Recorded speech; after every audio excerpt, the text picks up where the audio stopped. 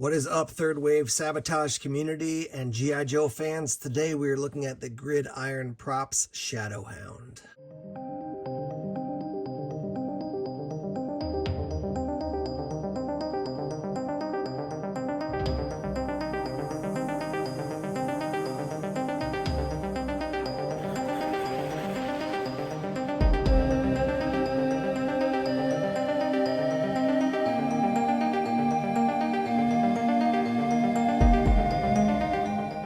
I'm really excited to share this with you. I got this a few weeks ago and I just love this thing. I think it's such a great vehicle. As you can see, I went with the Cobra theme here. So this is going to be a vehicle for Firefly, my favorite character.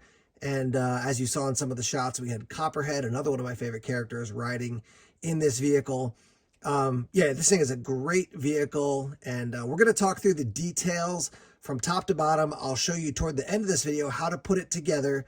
And we're going to just talk about why this might fit into your diorama setup, into your G.I. Joe headcanon, yeah, how it might all work for you, and why it's something you might want to invest in. So first, let's just mention Gridiron Props. I'm a huge fan of what they do.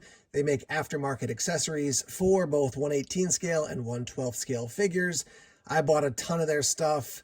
I keep telling them, chill out, stop making cool stuff because you're killing my bank account, but they just make really excellent stuff. The quality is really good, made in the USA. It is going to take a while, probably 15 to 20 days for them to process your order. So you can't expect it to be coming in, overnight shipping like you would get it if you were getting something off Amazon. But when you wait for it and then you get it, I think you're going to be thrilled with the quality of it. So I have this one. I also have, as far as vehicles, I have the APC kind of build out that you can put on your Stinger. And I'll show you that in detail in a little bit, just so we can compare sizes. So the first version of this vehicle was the Jungle Hound, was basically this in all green. And then you have the Shadow Hound, which is in black. You also have a winterized version of this that's got some tracks on it, as far as instead of just straight up tires, it's got some skis. That has an APC option you can add on to it, or the El Camino option, we might call it. There's also an El Camino option for this. So there's a lot of build outs for these vehicles, but you've got green, you've got black, you've got white, and they also just came out recently with a Destro version similar to his Profit Manager Destro coloration, so red and black. That one's really cool as well, quite unique, I would say. Desert Hound is available as well. The timing of the Shadow Hound, the Jungle Hound, all that, it was interesting because Hasbro around that same time was talking about releasing their new version for classified of the Awe Striker. So that's like sort of a dune buggy type vehicle, very popular in the original G.I. Joe version. But I will say that when people saw the first look at, they got the first look at the renderings for what Hasbro was going to put out, they were like, okay, it's kind of weird looking. So I was like, I know I'm going to end up picking that up at some point. So maybe I'll just pass on the Jungle Hound or the Shadow Hound. But the more I looked at it, I'm like, this thing is just really, really cool looking. And I will let you know, one of the first things I thought when I got it was, wow, this is way bigger than I thought. So I thought it was going to be probably about 3/4 the size of what it is. I thought it was going to be more compact. Don't get me wrong, I love the size of it, but yeah, I was more thrilled when I got it because I'm like, okay, now I'm paying $200 for this thing, and I'm getting a lot of value. I'm getting a lot of vehicle when I pick up a Shadow Hound. Now right here, you can see an additional accessory that I picked up. This is one of those elite operator cases that comes with a G36C. It comes with a SIG pistol, if I remember correctly, but that's an addition. That was another $30. And when you ordered the Shadow Hound, you got the mounting system as well. The cool thing about the mounting system is you can put this elite operator case on it, and then there's a hole there so you can mount a weapon in that as well. Let's go into some detail on this thing. You can see that we've got these hybrid rugged terrain Gridiron Studios tires. Now, these are the ones that it comes with. You can also get a more off-road version that they put out recently that's kind of got a combination of black and red for the highlights as far as the words, if I remember properly. And then there's also a thinner version that came out with the Desert Hound, which, yes, there's a Desert Hound as well. So there are a variety of different versions of the Hound system.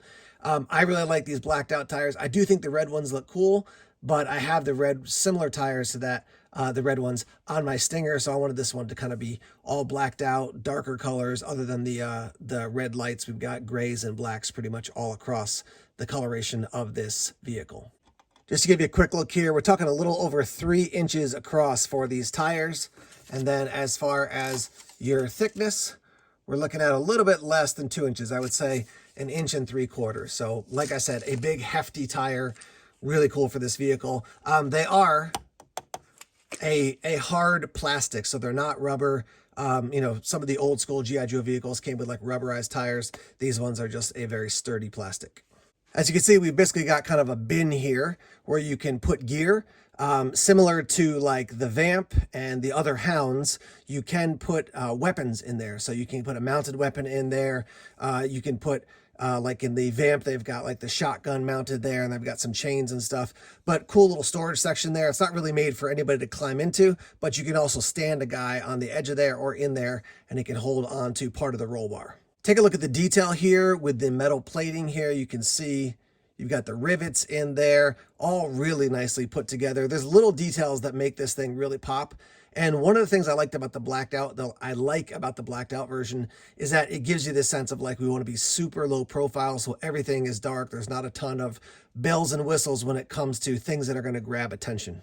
Like I said, at the end of the video, we'll talk about the assembly process, including putting these 2 headlights on. I do want to note here, as you look at the shocks inside, they do actually flex up and down, which is really cool. Another little beautiful feature on this thing. All right, let's look at this guy straight on. You can see we've got our driver, that's Firefly. We've got our M203 launcher with ammo, which is great. That goes into here and then goes into the side.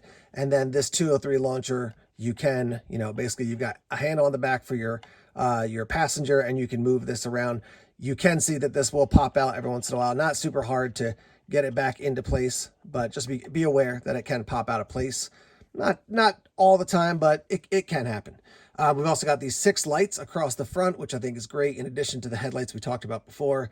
And then the main thing people are going to be interested in, I think, it's the whole weapon system up top here. Now, as is true with a lot of Gridiron props, or Gridiron Studios weapons for their drones, their vehicles, their mechs, you can swap things out. And they do include an additional small piece so that it can be... the weapons can be swapped out for different ones that need basically a new attachment system. We've got basically our gun, if you will, up top, our blaster, I should probably say, so YouTube doesn't get upset. We've got our ammo belt, we've got our ammo box, we've got our computerized eye of some sort, right? And then we've got this launcher up top of, I would say, you know, maybe a javelin missile, something like that. We've got 2 antennas in the back. This thing can turn. It can go 360 degrees if you want it to. You can go any direction. This can point up and down. So really cool. And it's got nice details. You can see this wire that's coming out of the back. We've got some details there. We've even got a handle on the ammo case. This thing, as I spin it, you can see that this moves as well. And totally clear from the driver. So it's not going to hit them in the head. I will note, when it comes to drivers, going to be really hard to fit somebody like a Nemesis Enforcer. Nemesis Enforcer, I think, is out of the question. But, you know, Sarge, some of those bigger guys, Road Pig, they're not going to fit in there unless you really, really squeeze them, and it's going to be awkward. So you want a normal size figure if you're going to put somebody in the driver's seat there. Taking a look at the back here, you can see we've got an exhaust here on this side. There's another one on that side. Nice little feature. I love these plates here because they look like real metal, which I just think it's so cool. And they're gray, but they've got a little bit of texture, so they almost look like they're worn. You do have a tail hitch there, so you can attach something to that. It does come with 2 gas cans included. They do have bottoms, in case you're wondering. Sometimes these types of things don't have a bottom on them. 2 gas cans, and then we've got a gun system in there. And you can also see up here, there's a hole here and a hole here. If you take the system off and you want to put a new system on, you can mount weapons into those 2 holes. So looking at this weapon system here, you can see it's got the Gridiron logo up top, 2 handles, and essentially we've got, you know, a Gatling gun. You got your rounds coming out. This is where I put them because I saw another person, I think, do that with the Jungle Hound into one of these little slots. It doesn't lock into place completely unless you really shove it in there, but I think that looks kind of cool to have it like that. It comes out of this, so it's not going to run back into the gun, so that's why I put it down in there. Again, I don't think that's what it's made for, but it works fine. The gun is cool because you can pop it out easily and pop it back in. It's just on that single peg. And if you wanted to take this and put it on something else, you could do it as long as the peg fits in the hole where you can mount other things. Here's the side of the Shadow Hound. Here's the Gatling gun, so you could slide that in there if you want to do so. Obviously, this is facing backwards, so I'd have to readjust it so it was facing forward, but that one does fit in there. It can also fit up top here in either of those holes as well.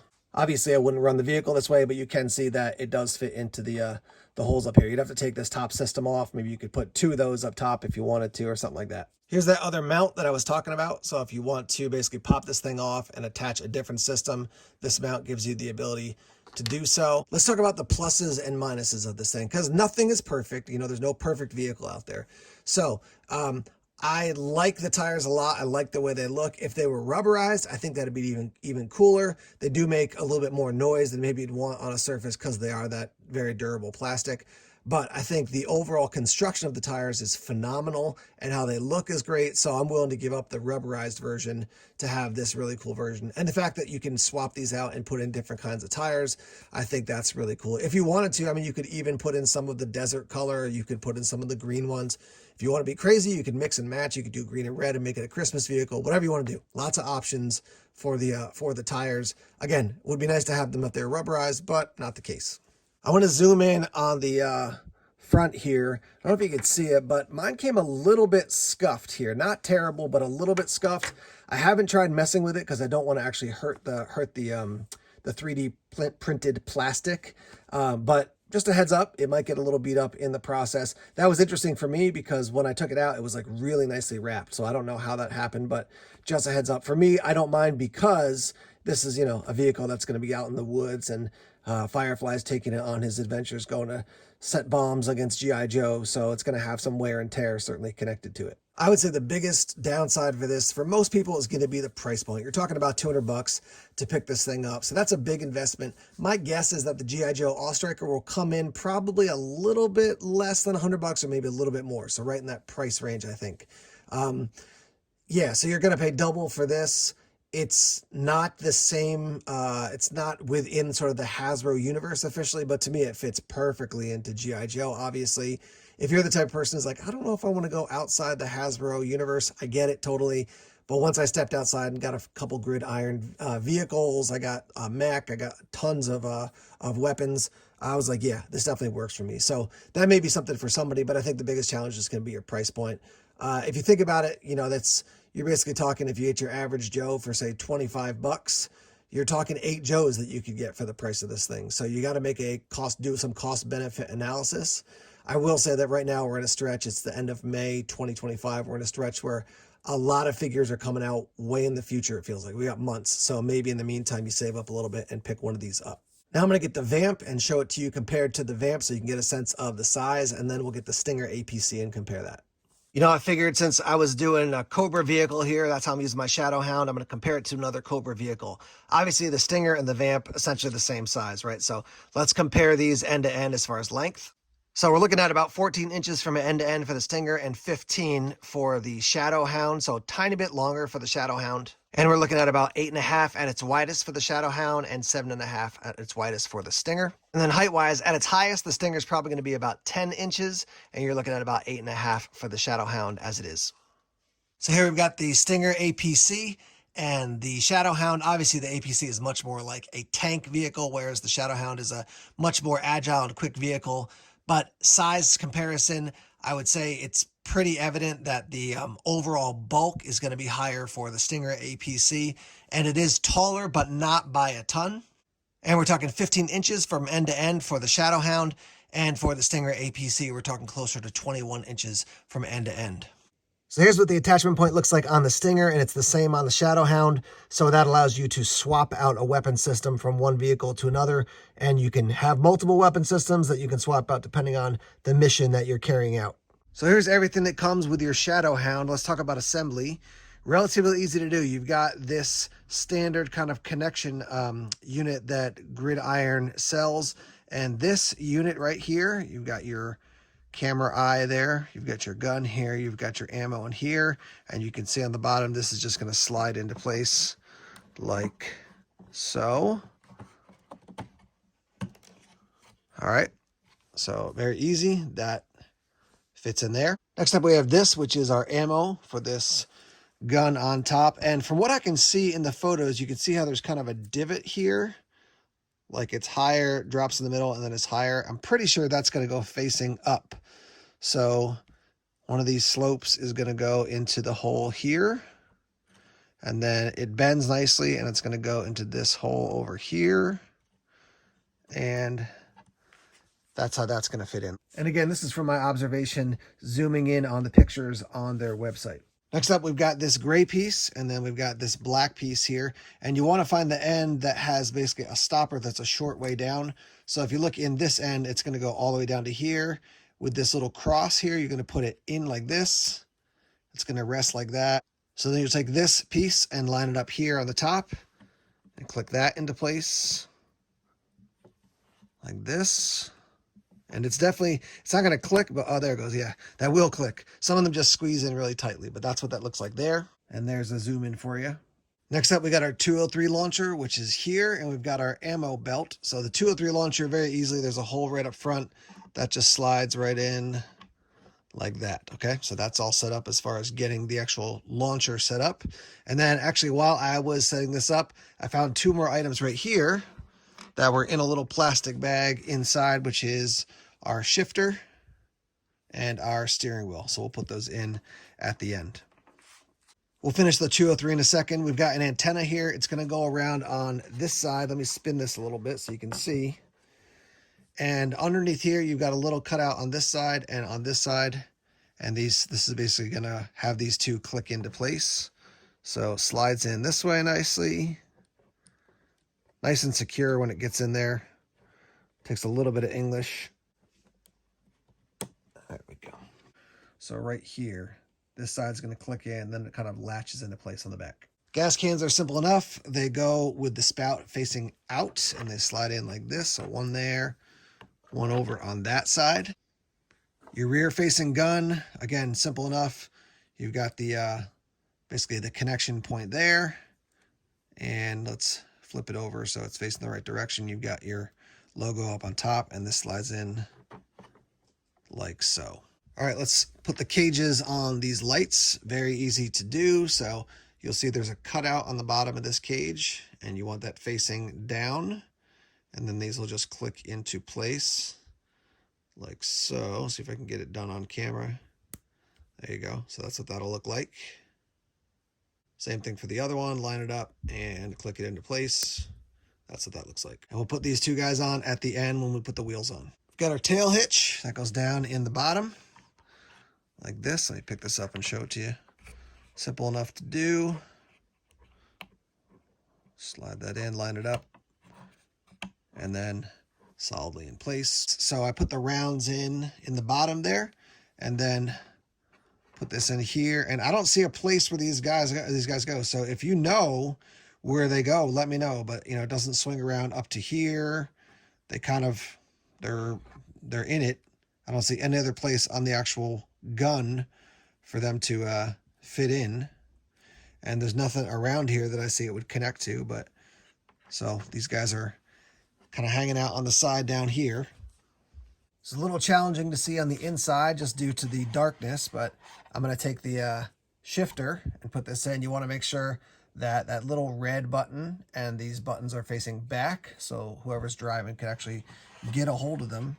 And I kind of come in from the other side here with my other hand and then line this up and then slide it into place. And it rests nicely in, but I wouldn't say that it locks in. Here we have the steering wheel, and obviously that's going to go into that hole there. So there it is lined up, and then just press it in, and now that's in place. So we've got our 203 launcher here. We've got a slot. That's where the 203 rounds are going to go. And so slide them down in, and then they go into this side slot on the 203 launcher, and nothing clicks in, but they slide pretty nicely into place, and they should stay there once you get them secured.